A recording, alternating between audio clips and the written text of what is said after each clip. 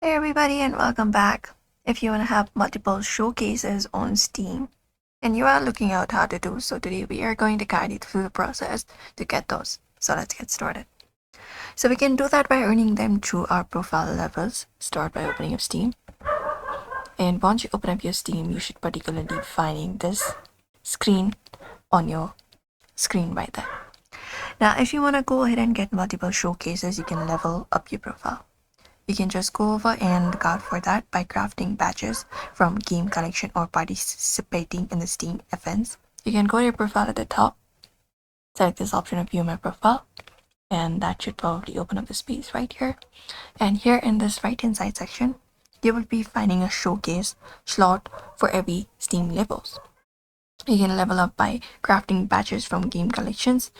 You can look out for badges, and there you can start crafting it. We have these badges, you can complete it up and you can earn the badges and level up your profile. That is one of the way possible.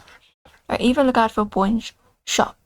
So you can look out for inventory, screenshots, videos, etc. You can upload these items on your Steam as well. You can just go and look out for additional showcases for a specific type.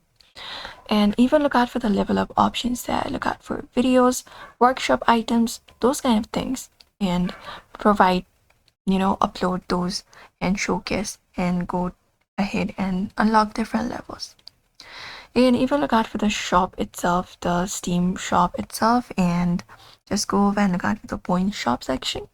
And there, just go over and purchase the showcase for a specific type to get another slot for the category and complete it up.